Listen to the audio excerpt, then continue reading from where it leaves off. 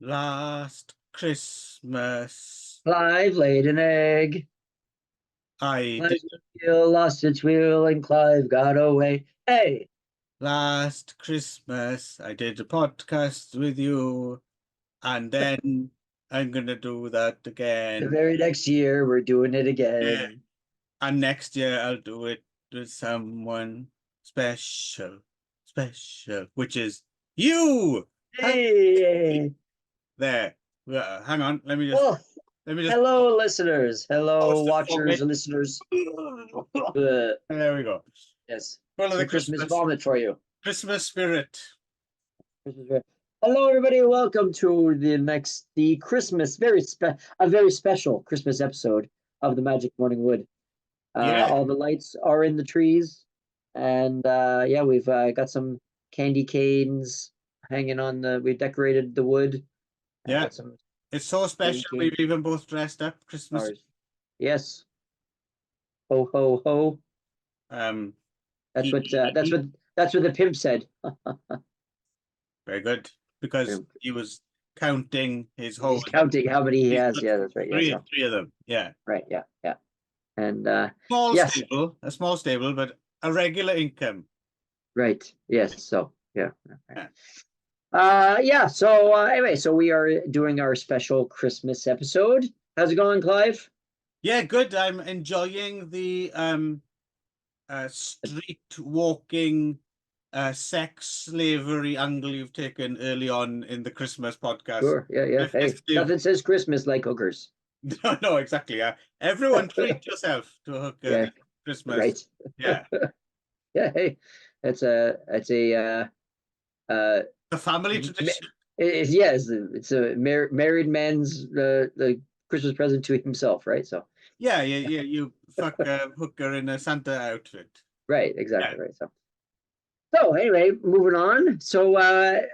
We talk about of course as usual we talk about movies, and so we're doing our Christmas movies. In the Mm, past, we've done such Christmas classics as the Ginger Dead Man and yeah. Christmas Story, and what else? Oh, and Silent Night, Deadly Night series we Yeah. did. I've Um, done the ice cream bunny way back. yeah, right. Santa the Ice Cream Bunny. Yeah. Did we do Santa Claus versus the Martians? No, we didn't do that one, right? No, So we didn't do that one yet. no, we didn't do that one. We did you better watch out. Right, you better watch out, right? Uh, Yes. Yeah, okay, yeah. And yeah, so we decided to go super Christmassy this year. Clive was in the Christmas spirits. yes, Uh unusual for me, so I decided to seize upon it. all right. Until next year, I'll go back to my usual standard and we'll watch a, a, a black and white Czechoslovakian film about the life of Christ or something like. Great. Sounds good. Yeah. Or the Passion of the Christ, do Mel Gibson's No, I'm not watching never. that ever again. Never. Anyway, yeah, so we went super Christmassy this year and we went with Clive, you want to Yeah, start we'll yours go is chronological chronologically? then. So we'll go with my choice first then. Yeah. So yeah, 1950. Obviously, there's lots of different versions of Charles Dickens's A Christmas Carol. I don't, Although technically, this one is actually called Scrooge, though, right? Because that's what the title card says on it at the I beginning and the think end of the I film. think originally it was A Christmas Carol, and then they changed it to Scrooge, and then for whatever reason, the surviving prints are the one with Scrooge on it as opposed to A Oh, Christmas Carol. right. But either way works. Yeah, this is the 51. I remember reading somewhere something along the lines of our kind of our version of what we think of Christmas now, right? The kind of Yeah. stereotyped kind of Victorian Christmas Mm. was kind of more or less created by Charles Dickens. Yeah, yeah. It's almost like the Santa Claus was created by Coca-Cola, that kind of idea that it's Yeah, that's not true. become But, well, the modern image of Santa Claus was created by Coca-Cola with the suit. Because the Victorian Santa Claus had long coats and had a different version of it. So the actual one that we think of as Santa Claus now with the short coat and stuff like that actually came from originally like a 1920s or something. I think something like oh, a okay. Coca-Cola ad. So actually Ah. Yeah. Uh-huh. So When yeah, and then Coca-Cola maybe still had cocaine in it, right? yeah, yes, I maybe back in the day. And also a lot of what we think about Santa also comes from the poem "'Twas a Night for Christmas," which was actually, I think, just written for like a magazine or something like that. Hmm. And it became really famous. And now that's actually, like, it's interesting how one small thing can actually just frame everyone's idea of what something is, right? So it's Right. yeah, Right. and so Christmas Carol definitely is one of those things, right? Yeah, yeah, an oft told a story indeed. And yeah, so I decided to go for this one, kind of widely considered to be one of the finest, if not the finest, screen adaptation. I wasn't sure if I'd actually seen it before, and then was reminded that it stars Alistair Sim, and I thought, oh yeah, I should probably watch this because I love Alistair Sim, as many people do, one of the most beloved actors of that time, really. And to get ahead of myself, he is quite a brilliant Ebenezer Scrooge as well, I think. Um, Yeah. yeah, just in case you're not familiar with, I suppose this is our opportunity to tell, we'll use, because this version is pretty standard, right? Ebenezer, Although there was things about different about this version than I'm used to because okay, I'm well acquainted with this story. I even directed a story, a Christmas Carol version okay, okay, uh, on stage a few years ago, which was like a comedy version called Mrs. Bob Cratchit's Wild Christmas Binge by Christopher okay. Durang. Was that an Uh, original production, or an original, what do you mean original? as in, did you write it, or was it No, based by on? Christopher Durang. Christopher Durang was Ah, the writer. okay, right. Right, who's a pretty famous comedy writer, and so he had written this version of Christmas Carol, which was like a comedy version from Bob Cratchit's wife's point of view. Okay. Um, yeah, and so anyway, so I mean, so based on that, I mean, I've well acquainted with the story. I've read, the short story several times, and I've seen almost every version. Although, to be honest, as I was watching this one, I like you, I may not have actually seen this movie all the Yeah, way through because yeah. it's sort of like it's such a standard, and that Scrooge was played by Alistair Sim was the original, and it's always on TV at Christmas time. But I don't think I've ever actually sat down and watched this particular Oh, version all the way through. no, I did. Yeah, I don't think I had either. And I'm glad I did take the time because it is a yeah, very good version indeed. But mm, yeah. So basically, for those who don't know, Ebenezer Scrooge is a businessman, and a very stingy one, and doesn't get into the Christmas spirit at all, making all his staff work late and kind of only letting them have Christmas Day off, kind of reluctantly, really, a bar humbug and all that, and everyone else is full of Christmas spirit. And he's visited first by the ghost of his former partner, right, Marley, in this version, Michael Hordern, who, of course, we watched in Whistle and I'll Come to You. And apparently him and Alistair Sim, they reprised their roles in voice only in an animated version from the 70s, right? oh, okay, And there's a 1977 TV version with Michael Hordern as Scrooge as well, oh, okay, which I'd be keen to see because I'm also a big Michael Hordern fan as well. I was kind of surprised to see. I didn't realize he was in this one. Yeah, so the ghost of his former business partner comes to him and says three ghosts will come and visit you and show you the ghosts of Christmas past, the ghosts of Christmas future, ghosts of past, present, future. These ghosts come to him and they show him things from his past, and then they show him basically how all his employees are having a shit Christmas thanks to him. Except they're not, they're having a shit, they're having a nice one, but they're making do with what they have, right? right. And then, of course, in the future, he gets to see himself dead, and everyone basically is, kind of not really too sad to have seen him go. And Actually, quite happy because they get to like read his stuff and yeah, um, yeah. And then, of course, he wakes up on Christmas Day, a changed man, and you know, goes out into the world and gives everyone money and presents, and everyone, and of course, Tiny Tim says, "And a Merry Christmas to everyone," or whatever the fuck he says. Um, God bless us, everyone. yeah, there we go. That's the one. Yeah. Actually, he didn't say it at the end though, because He says in that the was middle. that was one thing that was different about it. It says Yeah. in the middle, and usually that, again, there's actually several differences in this version than I'm used to than the traditional one. One difference was that he didn't go to Bob Cratchit's house on Christmas Day. He only sent them the turkey, and then anonymously almost. See, And that's how I remember it, though. That's how so I I remember always remember that he doesn't go to his nephews. He goes to Bob Cratchit's, delivers the turkey himself, and then puts up, tiny him on his own shoulder, and he says, "And God bless us, everyone," and that's how it ends.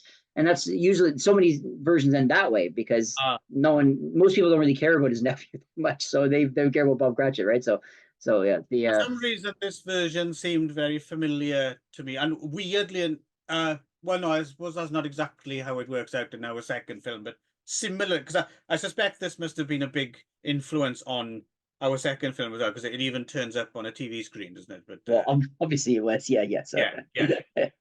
But the one, I mean, I'll say for me, this was pretty much classic all the way. I can see why it's considered the only one, not a misstep. I think it's just uh, so being slightly dated or something, or just me. The only part of the film that jars a little bit for me is when we do go to the Cratchit house. Everyone's so fucking nice. Like, yeah. Well, so ridiculously nice. That's not this version. It's always like that. Oh, okay. But in this version, just because everything else just worked so well, like from the cinematography by someone Remington Richards, beautifully shot looking, production design, performances, everything is just first class. Alistair Sim is I really like what Alistair Sim brings to this version, especially towards the end when he's reborn, he's almost a crazy person. And I quite liked, there's like a little bit of edge to it, isn't it? You're like, well, yeah, but that was also a new one that I quite enjoyed. Was when he is basically acting crazy, and his housekeeper is terrified. Like it was, she was like, yeah, she's like, it's like it was a horror movie, right? She was so scared of him. But I've never seen that section of that before. I've never seen that reaction. It's always been like he's happy. They're all like, "Oh, he's happy, Merry Christmas!" But I've never seen this like terror from which actually kind of reads more likely what would actually happen if this ever happened, right? Yes, because someone had that big of a change. He's kind of been traumatized, right? He's been, yeah. So that was good. I enjoyed it. I like that, and he's perfect at pulling that off. Yeah, but on your point of how all the Cratchits are all so nice, that was actually a little bit of a tangent, but that was actually the premise of the play that I directed, the Mrs. Bob Cratchit's Wild Christmas Binge, which was that Christopher Drang, the writer of that play, also noticed that why are the Cratchits always so damn nice? So this particular version that I directed was Mrs. Cratchit. Bob Cratchit is always really, really nice, and all the other Cratchits, but Mrs. Cratchit's like just this like what is wrong with you? Like, what is this? She's like this just fed up, like total like bitch about everything, right? And just like and can't understand why her husband's just this bumbling happy idiot, and so she's like real so one of my favorite lines, which I still quote with my friend who was the actress who played Mrs. Bob Cratchit, we still say, is like, "Merry Christmas, see you in hell," right? Like that. So that was so it was real fun to play that way. So right. By the way, but it's as I mean, it's not just this particular version where they're all happy. That's the point of the Crash, is that they're kind of like the, I think they're a big I mean, of course, it's all kind of connected and all inspired by each other. But if you go to, like, for example, the Grinch, right, and the Grinch, and where the Grinch comes down, and Grinch is obviously based off of a Scrooge-ish character, and he steals Christmas from all the Who's, right, and then what happens? He's like, Christmas is done because I stole all their trees and stuff and their presents, and then what happens is that they all sing and they're all happy, and because they're all together at Christmas. And then that's when his heart grows 10 times or whatever. That's the whole point. Is that you don't. That's the whole idea. Is that you don't need to have things to be happy at Christmas. Christmas is just about being in the spirit and being together and all this stuff, right? So that's what the Cratchits are supposed to, embody, I guess. Yeah, you try telling that to your kids when you don't give them any presents. Yeah. Well. Yeah, well, yeah. I'm not overly Um, familiar with. I didn't grow up with the Grinch stories, so oh, I'm really? familiar. Okay, yeah, Christmas yeah, Carol, I know, it's but Grinch, I think I only know from that Jim Carrey oh, film, and that's about it. oh no, that was yeah, that was another classic. That the it was like a 30 minute animated one that was original that was on for every Christmas that was on several times and it was it's very You know, very for popular. me, my Christmas, when I think of Christmas, is what we got in the UK all the time was the snowman. You know, Oh, Frosty. no, no, no. You know, the walking in the air, we're walking in the moonlit sky. Do you not know this? It's like a animated short. Please sing more. That was amazing. I want to hear more of that. No, no, that's Ali Jones. I can't sing like Ali Jones, but that was a animated short about a snowman who comes to life and takes a boy out like flying, and then spoilers, melts. It's kind of Well, it's basically Frosty then. oh, okay, maybe I don't know the I Frosty. don't know. Well, Frosty the Snowman was one of those like in the '60s. They had a couple of like those kind of stop motion animation, which they still play every year, as far as I know. Which was Rudolph and then also Frosty.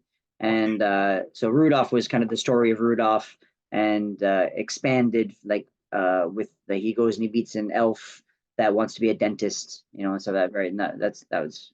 And then there's Frosty the Snowman, which is of course based on the song Frosty the Snowman, which was just a snowman that comes to life with a magic hat and then has fun with the kids and then melts at the end, right? So that's the yeah. idea, right? To So be honest, I think you're probably a bit hemmed in by that's kind of the inevitable end of any snowman story, really, isn't it? yeah, it's nothing. Well, I guess yeah. But yeah, Um, there was a specific I think Raymond Briggs did it. Yeah, but Raymond is the guy who did When the Wind Blows. If you remember that book and animation about again typically British fun, a, a couple who die from radiation fallout. Another classic British kids tale. I think basically, yeah, Raymond Briggs, I think, did the Snowman as well, and then they turned it into this cartoon with Ali Jones, this like a kid. the couple died from radiation poisoning and then turned into a cartoon. They yes, that's right. Yeah, um, I'd watch that. yeah. There's a long tradition of traumatizing kids in the UK. We like Right? Yeah. there's a classic kids film, Taka the Otter. A family friendly, kids film about a lovable otter. I'm pretty sure. I think Taka the Otter ends with a farmer beating the otter to death with a shovel. I think. You guys are crazy in the UK, man. Yes, as well. Another children's classic. We're watching like happy family shows with the Grinch and Rudolph and Frosty. You guys are watching nuclear fallout and beating otters to death. What is going on over there? I don't know. That tells me a lot about you, right? So that explains a lot. Yes, it probably does. Yeah. Um, Uh, hmm. yeah. Anyway, there was a couple other things that were different about this version, which are generally cut out of the other versions. Of course, I've seen there's so many versions of this story, right? So Hmm. including the one that I chose later, but also there's like a Muppet Christmas Carol and Mickey's Christmas Carol and like those are the anime ones, but there's also like it's been there's at least three other live action ones. There's the Jim Carrey one I think where he Hmm. played Scrooge too I think, and then Yeah, that was like performance capture one, right? Along the lines of yes, something like that, yeah. not Pineapple Express, Polar Express, and Beowulf, and all because it's a Yeah, Zemeckis. yeah. Actually, I'd quite fancy. I've heard that version is actually quite good. Have you seen that one? No, I don't think I have seen that one. I can't remember. Maybe I did when it came out. I can't remember. But and then there's like two other live action. There was another like one with Albert Finney or something. Did he do it or something? Or Yeah, I'm thinking George C. Scott George or C. Scott? So yeah. So there's a couple other ones like around the '70s, '80s where there's a couple other I get ones a like little that. bit So confused as well because is it yeah, Christmas Carol or is it a yeah. version of Canterville Yeah. Ghost or something like that. Oh Or yeah, they're all kind of the same. I know there was at least two other big live action ones after this one. This was sort of the original one, I guess, right? So, but a couple other. I mean, my experience with this story, there's a couple scenes that they usually cut out just for time, I guess, whatever, to get it on there stuff. But like there's I'm trying to remember like I'm trying to remember. No, I'm trying. It's been a couple weeks since I watched this movie again, but I remember thinking like, oh, they usually cut this scene out, or usually they cut that scene out. Um, like there's like the is it the stuff. scene where Bob Cratchit goes to the hooker for Christmas?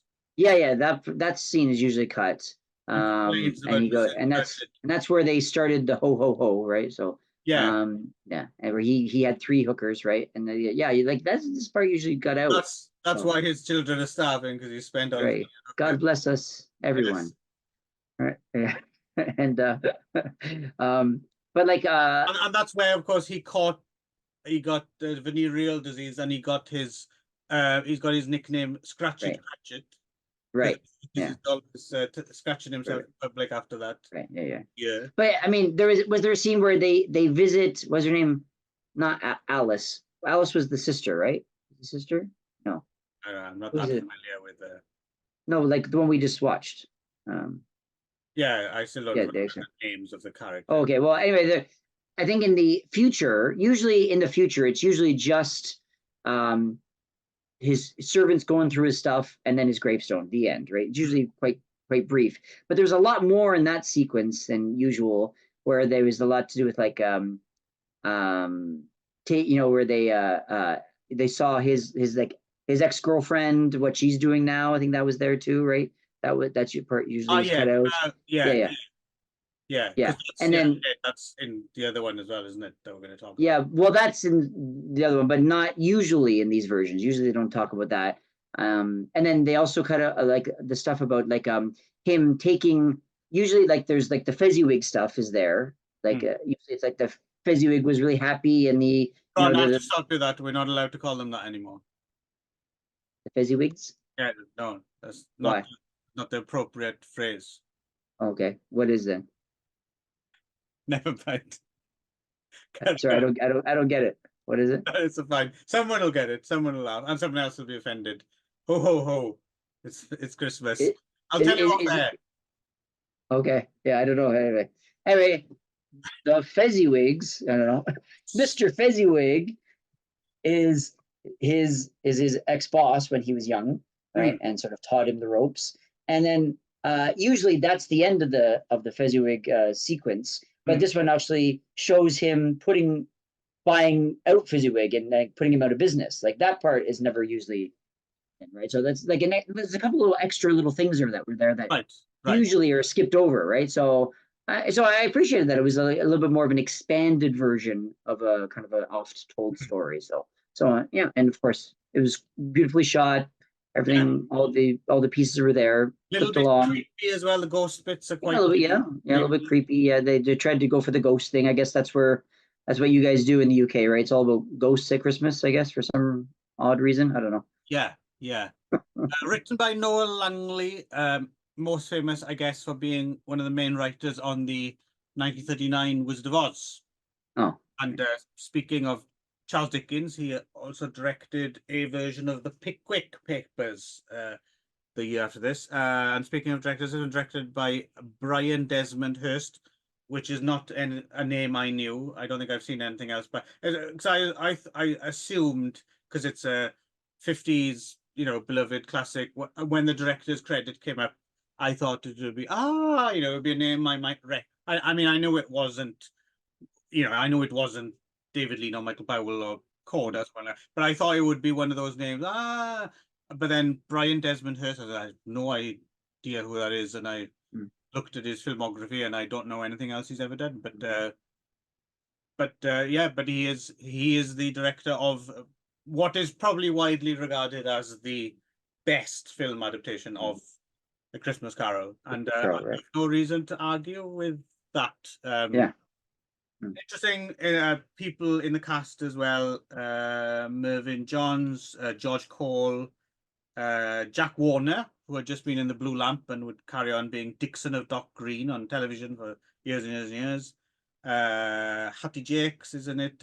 Young Patrick McNee. A few other interesting names. It's like a bit of a treasure trove for you know, familiar faces of British cinema or upcoming British TV and cinema. Oh, him. Oh, you know. So that's a bit of a train Do that spotting. again.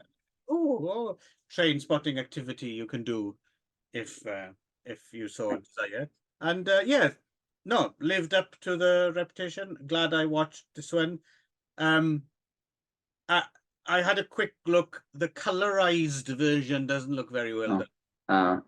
They Uh, never really do when they colorize it. It just looks kind of like it's been painted with watercolors or something. It's yeah, it never yeah, I impresses mean, me that much.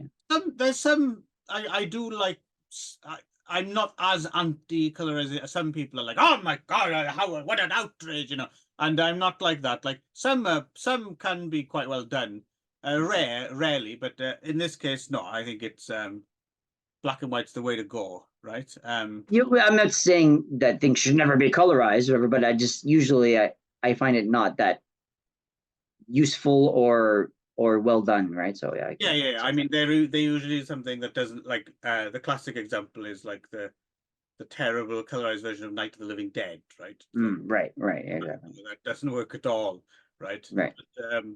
But no, it's just that some people are so, some people are so dead against it in the same way as they're like so dead against dubbing versus subtitles, or some people just have these firm, fast lines they don't cross, and I don't know quite where they get them from, but One thing that I was considering when I was upon this is most recent watching of the story, which is kind of every year, is I find it very interesting. I mean, one thing that this version did fairly well was there was a lot more of a gradual. I mean, the problem with this story I've always found is that sometimes it's a little bit too much of a jump to where he ends up at the end. That he goes from where he starts and where he finishes is so different, so polar ends of the spectrum that there's often not enough of a gradual change, right? right. Because often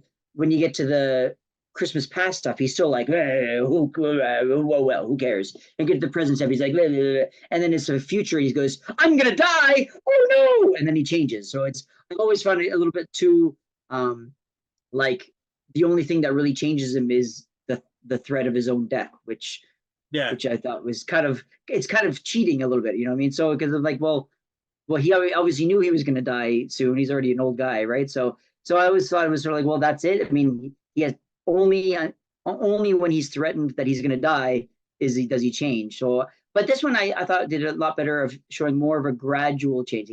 Yeah. Maybe Alistair did a better version of like, Yeah. okay, he's starting to kind of get it as he's going. You know what I mean? So it I wasn't like a I think gradual like a. I think the genius of his performance, I think, and it's what ties in with the craziness at the end, is his kind of meanness from the beginning seems extremely defensive. Like Mm. you can tell he's someone who's been damaged in the past and he's kind of lashing out. Mm. Um, Yeah. I so think I think that's the other thing that I've always never really connected with this story was that when you see him when he's in the Christmas past at the Fezziwigs and he's kind of this kind of happy guy and he's in love and all stuff, and then to go from there to where he is when we meet him, and then to yeah, go back to that, it's just like there's such a huge change, and it's never really explained well why he goes so stingy before he comes back to I, it. So I think this again had a better version of that too, yeah, whereas it is a yeah, little more of like a he was able to more of a backstory and more of him kind of like as you said playing him more defensive than yeah, just like an yeah. asshole, you know. He's kind of like a victim, and then on top of that, like we said, when he goes rather than just turn, into a wonderful citizen, the fact that it's laced with a slight bit of craziness also tempers it, and it makes it have more sense, right? In a way, Right, yeah. which makes it darker as well in a way, I suppose. But like I said, I have no problem with this. I mean, yeah, of course, I'm British. I would have rather seen a horse being shot in the head at the end. Give me a timeout. Someone's at my door. It's just like Okay, maybe I'll edit this. Maybe I won't. Maybe I'll keep it in as a special Christmas bonus. And I have to check. My cat is meowing as well.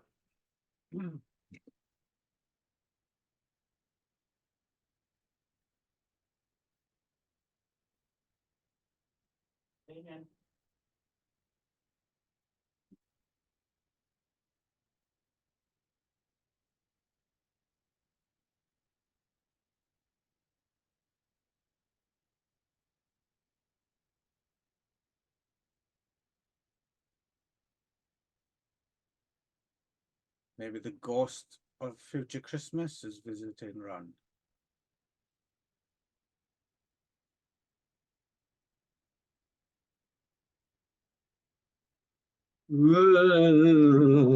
There was a ghost at my door, Right.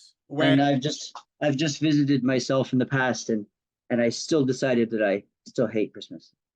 Yes. Anyway, so yes, I thought this movie did a much better version, a better attempt at showing his gradual change rather than no, agreed. yeah, Agreed. yeah.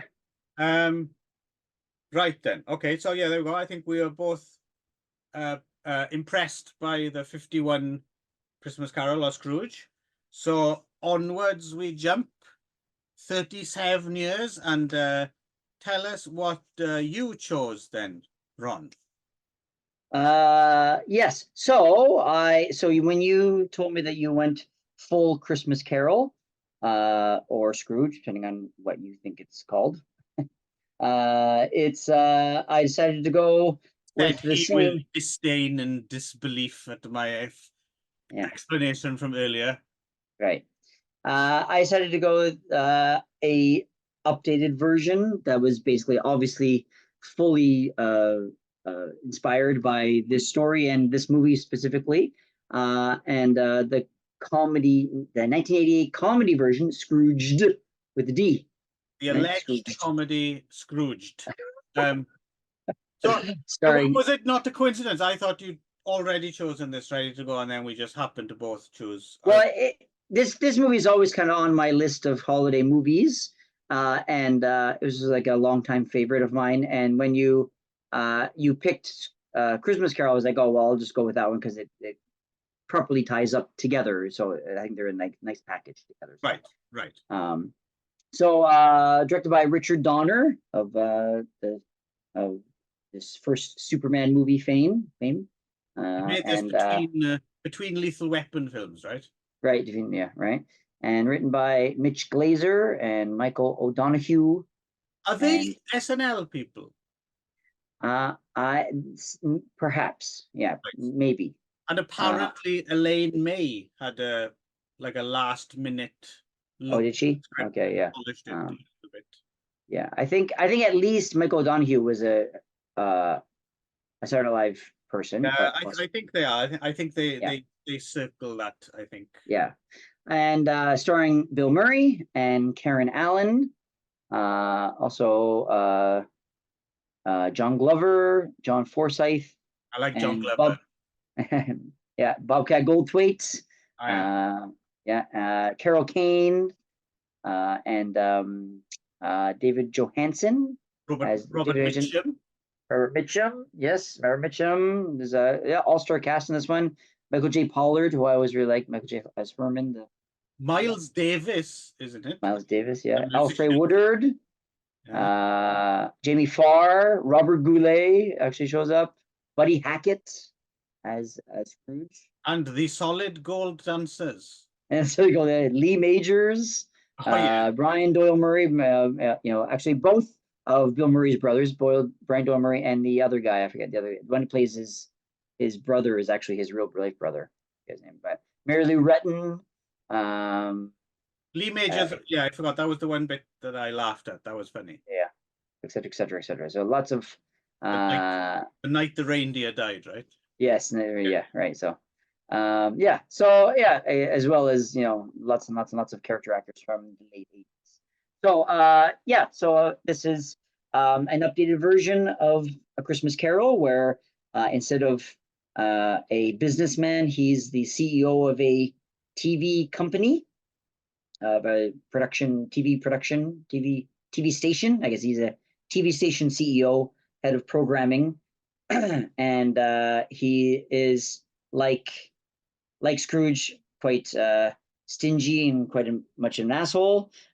He treats everyone really poorly, and yeah, and is very, very selfish and loves himself and hates other people as only Bill Murray can do. And yeah, and so then he, same thing, same basic story, gets visited by, instead of his partner Jacob Marley, he gets visited by visited by his ex-boss, who his ex-boss as the first The zombie. ghost, the zombie with a mouse in his head.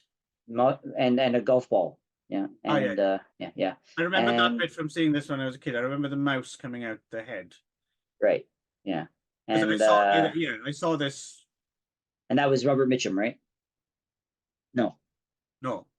Who was that? That was Robert Mitchum runs the station, right? And he's slightly senile. Right. Jacob Marley was Jamie Farr, was it? Jamie Farr, I think. Yeah. So yeah, and then and so then again, same thing, he gets visited by three ghosts. The first one, played by David Johansen, is the Ghost of Christmas Past, who's like a taxi driver. And not as my, because again, I'd seen this once before when I was a kid on video, I think. I've had vague memory, and for some reason I always remembered that it was Tom Waits, but it's not Tom Waits. Oh, no, no. Bargain basement Tom Waits, David Johansen. Bargain basement, yeah. So yeah, but if he's chain smoking a cigar, like Niagara Falls, like that kind of. It is very easy at a certain point to confuse David Johansen for Tom Waits, right? I think. Right. Yeah, sure. Yeah. Yeah, and does the same kind of thing, shows him his past, including his Brian Doyle Murray plays his father, who gives him ground beef for Christmas. So that, right? So and and then Christmas Present, played by Carol Kane, who's this sort of like sweet fairy who's also like lots of slapstick and punches him a lot of physical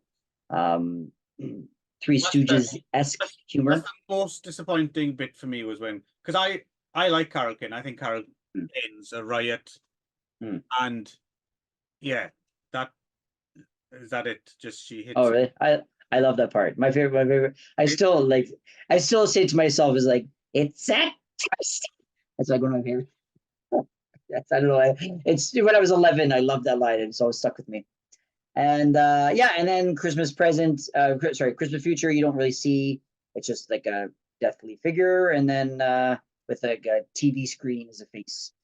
Yeah, and same basic idea. Then he becomes sort of has his change, and then but at the same time he's producing a live action version of A Christmas Carol that's being broadcast on TV on Christmas Eve. Live broadcast, yeah. Live broadcast, and so he's not live action, but a live version. And live action, it's not animated. And live action, yeah. So yeah, and he crashes it basically, and then and starts spouting off his sort of newfound Christmas spirit live on the air, and that's kind of including a reference to Little Shop of Horrors. Yeah. Feed me. Yeah. Feed me, Seymour. He says. Yeah. Yeah. Right, yeah. I guess the whole thing was ad libbed, right? But his entire performance, which you can tell, right? You can tell. Yeah. You can tell. We'll get to that because Bill Murray ad libbed almost everything, right, in this movie. Yeah. So apparently, Richard Donner, the director, and Bill Murray did not get along at all during the making of this movie. Apparently, there's a lot of tension on the set. Apparently, so apparently,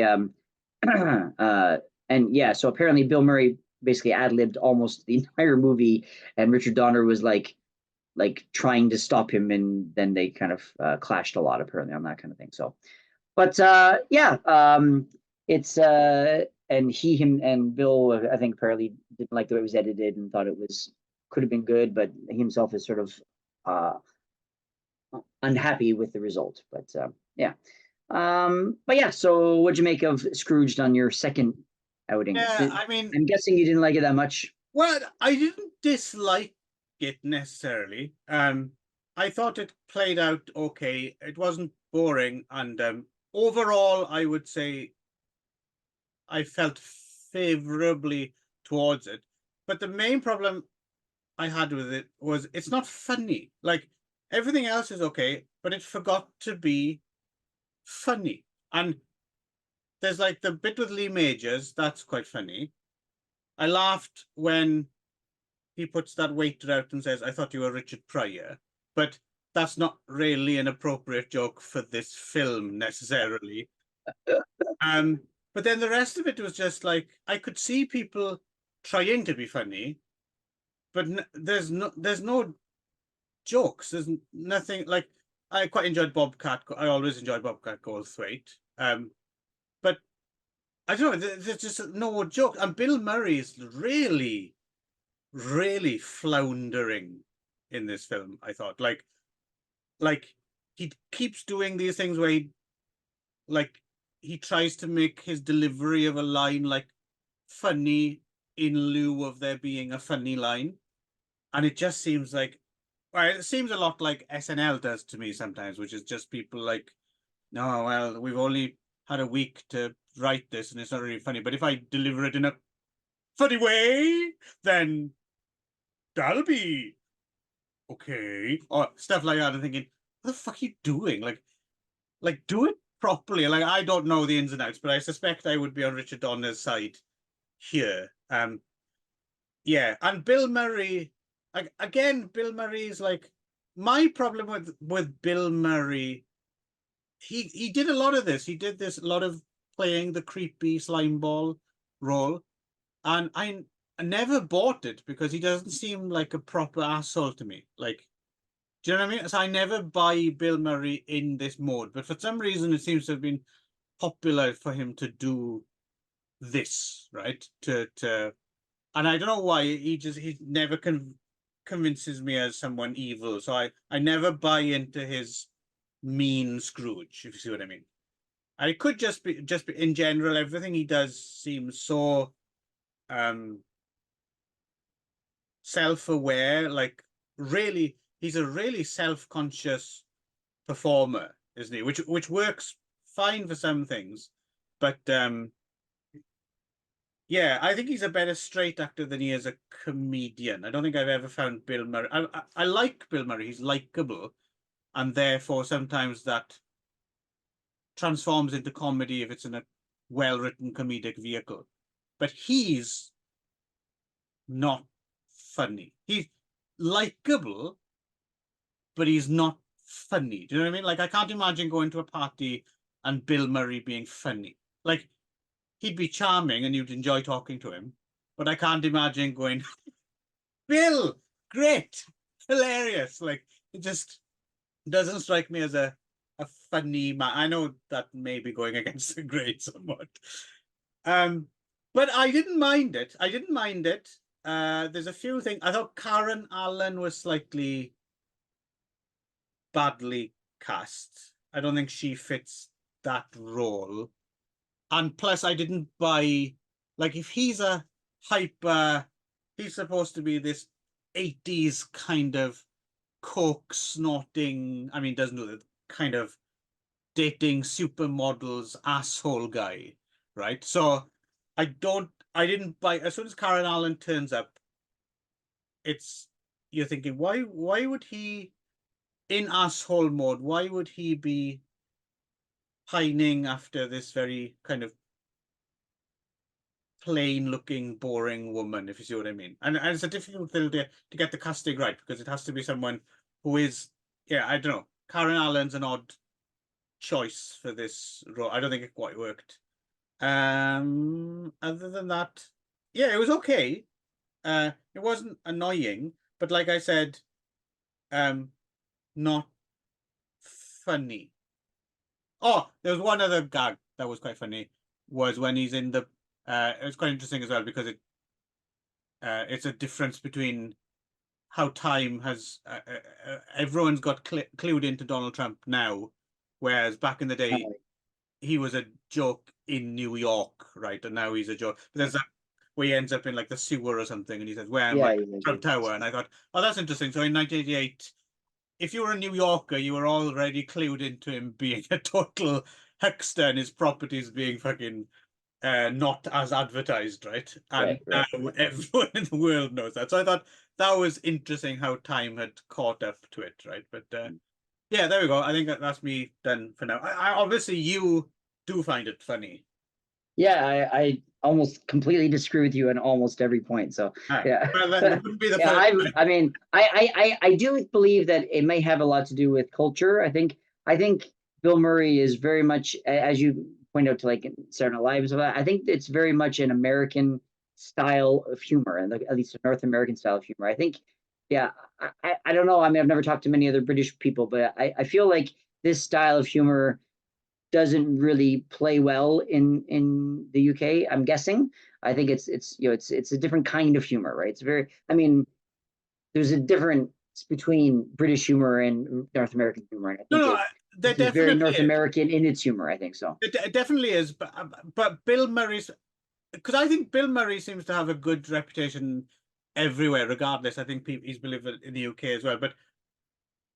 Um, but I don't know if what he does is necessarily, because I think he's considered like a little bit of an outlier as well, right? Even within that North American, I don't think he does what he does is straight up like what other people do, right? He's Well, but I do agree that he's a good straight dramatic actor now, which is now pretty much exclusively what he does, whatever. But I don't think I mean, you're the first person I've ever heard say that Bill Murray wasn't funny. I think Bill Murray was like a yeah, comic icon, especially around this time in the 80s right. and 90s, right? So, What I mean is, um, I just want to make the distinction. I'm yeah. not saying he's unfunny. Mm. Like, I'm not saying he's unfunny as in he sucks the comedy out of the room. I'm just saying he's not specifically a funny man in the same way as, well, for instance, Richard Pryor was just fucking funny. Bobcat Goldthwait is funny. Like, they got funny bones, right? Mm. To Yeah, I Bill totally Murray. disagree. Like, yeah, the thing about Bill Murray, which I've said even since I was a kid, is that Bill Murray can make me laugh without even saying anything. Like, just the look on his face. He Really? always just, yeah, just looking at Bill Murray makes me laugh. Like, he's just like he's sort of like um I don't know, you'll disagree with me this too, but for me he's the new Bill Murray is like Will Ferrell, where like he just not even saying anything, he just looks funny. Less like the look on his face makes you giggle, right? So, and it's I don't, I don't Bill really, Murray's always been like that for me. It's like just the way he looks, like you know, I lived through Bill Murray movies when I was young, like right. Caddyshack and Meatballs and Ghostbusters and Groundhog Day, and like these are like like standards for me, right? So like Yeah. and just like I still laugh all the way. I laughed all the way through this movie when I watched it Yeah. again. So No, I hadn't seen it in obviously there 10 years, is I a guess. So major difference there because yeah, I mean I yeah. get like I said, I'm not anti I get the likability thing to a certain extent. Like I get that. It doesn't go this extra step to being funny. And those films you mentioned as well, yes, I do remember almost every one of those being a disappointment when I saw them after hearing like Caddyshack's a perfect example. Like I'd heard about Caddyshack for years. And then I watched it, like, what the fuck is this shit? Like not one laugh in it. I was like really surprised. Groundhog Day, again, nothing against Groundhog Day. Groundhog Day's okay, although I don't quite understand why people love it as much as they do. But again, not funny. Again, hilarious. Yeah, It's for me, interesting. hilarious. It's I interesting that it's love, not yeah, just funny, it's hilarious. yeah, So hilarious. Yeah, I would say like I haven't really thought too hard about this, but Bill Murray is definitely in my like top 10 all time comic actors, right? So like yeah, like wow. Bill Murray never fails to make me laugh as long as it's a comedy, right? So I mean, he doesn't make me laugh in, for example, in Lost in Translation, but but I know you. even then, there's moments where he does, right? He still has that kind of like the self awareness makes me laugh. You know what I mean? A little bit. So like You're what too you pointed busy out. So sleeping if you're watching Lost in Translation.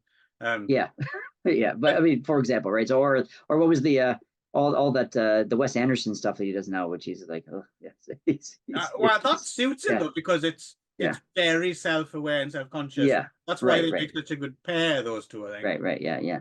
So, But but so yeah, let me just ask you then, so because I'm kind of curious. So, like, for example, if I were to choose a scene, so for example, the scene where um the scene where he's trying to talk to Karen Allen and there's people banging and he's like, "Will you please stop the bang?" That sequence. Mm. Is Yeah. that would that be a sequence that you would be would you be laughing at it? I would at least be. I at least not would be. I mean, when I watched it, I definitely was smiling all the way through. Yeah. Okay. So yeah, I never But stopped also, smiling this whole movie. So but also yeah. barely laughs as well every now and again, I'm guessing. Sometimes, yeah, from Okay. time to time, yeah. Okay. So, I do agree that Karen Allen is a little bit miscast. I don't think she was miscast. I think as the sort of like the, the bleeding heart kind of volunteer kind of person, I think she works at that character. Yes, she agree. Yeah, that part of it. I just that part of it, I think she works at it. It's but I get you that there wasn't a lot of chemistry between the two of them, and I never really bought their. That was the one thing I did agree that I never really bought their relationship, especially considering it's been obviously so long since I've seen each other, and that it seems to be almost like immediately. Take a phone call. I do apologize. Yeah. So like, actually, I think I was wrong. I think it was John Forsythe was the John. Jacob Okay. Marley.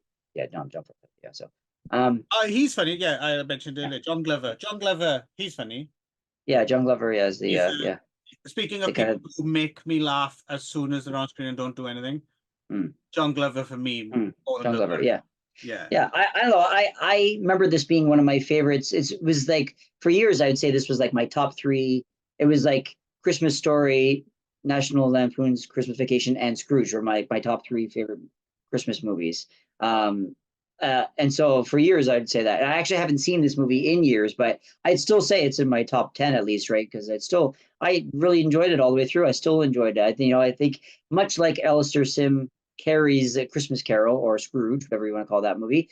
I think Bill Murray fully carries this movie. He's like in every frame in this movie, and yeah, like I never get tired of watching him. Like so, I could have watched twice as long, right? So apparently, there's like tons more footage of this movie because he just kept ad-libbing everything. So apparently they had to cut a lot of it. So yeah, I don't know. I thought I mean even like tell me like the character's name is Frank Cross. And on his wall of his office, it says cross, noun, a thing they nail people to. Like you can't tell me that's not funny. Like I think that's funny, right? So you didn't see that on the wall of his office? No, I saw it. Yeah, but, yeah I think that's funny. That's funny, right? So okay. Yeah. Anyway, I appreciate the humor here. Humor so the thing was that this movie is really only for people with senses of humor. So yeah, maybe or people without them. So anyway, yes, I really enjoy this movie. I think I laughed all the way through the movie. I like every part of this movie. Yeah, so I still enjoy it. It was. I mean, it's not a perfect movie. It's still there's a little bit messy at times, but I still think it was quite a tour de force for Bill Murray. And I think it's really. I think you have to be a Bill Murray fan to really and appreciate Bill Murray as a comic actor to appreciate it. I think if you like him and think he's funny, then you think this movie's funny, and you obviously don't. So I think that's no. It lives or dies on Bill Murray, and if you don't think he's funny in general, then you don't think this movie. No. So, if you are entirely wrong about Bill Murray, like Ron is, then you might also enjoy this film. But and if you're entirely wrong, Bill Murray, like Clive is, you'll also won't enjoy it. So, but even I get the feeling though, I certainly when it was new, even if you are part of the deluded Bill Murray fan club, I don't think this is considered a classic amongst Bill Murray. I think this is considered a bit of a misfire. So I'm wondering if even Bill Murray fans might not necessarily be enough. I don't know if that's necessarily true. I mean, even just going off of the IMDb reviews. I mean, there's one review is the title is Bill Murray God? Next one is a great Bill Murray Christmas comedy. Next one is I Get It Now, which is puts a little love in your hearts. So starts well, gets a bit sentimental, but Murray carries it. Generally speaking, I think maybe I think people appreciate it. I mean, if you don't like Bill Murray, you wouldn't. There's nothing to like in this movie because he is this movie basically, right? So I remember when it came out. I just remember when it came out, it wasn't considered it's obviously something that's found its fan base, I think, rather than I don't think it was considered that good when it came out. And watching it as a child as well, like I didn't have many memories. I remember seeing it, and I remember David Johansen, except I remembered him as Tom Waits. That was the image of this film, was the cab driver. That was the strong Right. image. But even as a child, because as a child you're very uncritical anyway. So I remember just kind of, oh yeah, I saw Scrooge, but I don't remember thinking it was funny or it being like something kids would, Mm. the next day in school you'd copy lines from it or something, or when it was on telly. I think it was more, did you see Scrooge last night? Oh yeah, yeah, yeah. Did you see the mouse in the guy's head? Oh yeah, yeah. And that was about it, I think. Mm. So it wasn't just you there, was this like something friends in school or whatever would quote? Yeah. We used to, quote this movie all the time. Yeah, we would talk about this movie a lot. So yeah, I think I'm guessing it's a cultural thing because I mean, Bill Murray has a very specific comedy, right? So I think, and if you look at his other comedies, like the ones we mentioned already, like Meatballs and Ghostbusters and Groundhog Day, a lot of it is very similar comedy.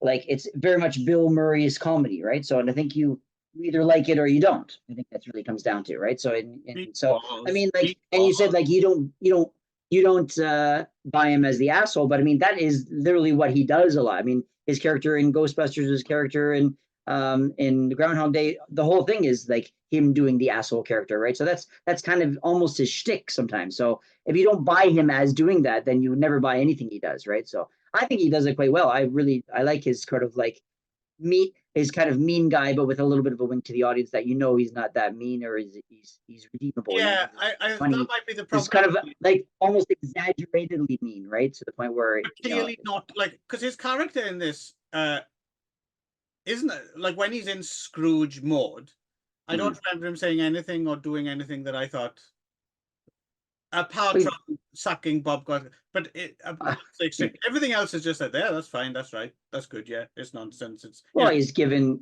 he doesn't gives crappy presents to everybody, including his brother, and fine. stuff. It just, makes everybody work late and makes Yeah. everyone work on Christmas Eve to do this show. And so I Again, I mean, don't have a problem with any of that. So yeah, you won't. Well, maybe yeah, because I'm a bit of a Scrooge, but it's just, you're he screwed doesn't do yourself, right? So anything. it's fine. He doesn't do anything really. Like and you mentioned his character in Ghostbusters being an asshole. See, I don't remember his character in Ghostbusters being an asshole. Again, he seemed a bit of a rogue, but not an asshole. Like, Yeah, I mean, he's less of an asshole, but he's definitely more of an asshole than the other three, right? He's more of like he's more of a playboy kind of, self-absorbed character than the other three are, right? So I mean that's part of the Venkman character, right? So I it's guess, but he's also more interesting because the others are more boring, well, right? yeah, exactly. Yeah. I mean, I agree. I think that's what makes him stand out as an actor and as a comic actor is because he has his thing, right? So, and I think by saying that he doesn't do asshole well, it's almost like saying he doesn't do anything well because that's sort of I mean, to various degrees. I mean, he's certainly not that character in Caddyshack, right? He's like kind of like this weird guy in Caddyshack, right? But it's like um it's this sort of like but he always has this sort of like, I kind of liken it a little bit to Kevin Kline, who I always thought also does a really good comic asshole, like in Fish Called Wanda and stuff like that, where, like it's sort of like it's a very fine line to be able to do the asshole that also makes you laugh, right? So it's, I think Bill Murray is one of those people that does it quite well. So yeah. So anyway, that's just, again, my opinion versus yours, right? So Yeah. yeah. Meatballs, meat. That's not actually Are in you the ready song. for the summer? That's not actually in the song Meatballs, is it? I remember being disappointed that the song No, Meatballs isn't in no. Meatballs. The song Meatballs is "Are you ready for the summer? Are you ready for the good times?" So is meatballs. Is that a I reference don't to know the what film? I don't know what that is. Oh, really? I think that's when you had your stroke. That was when that. Oh, there was a 80s hit that went meatballs, meatballs.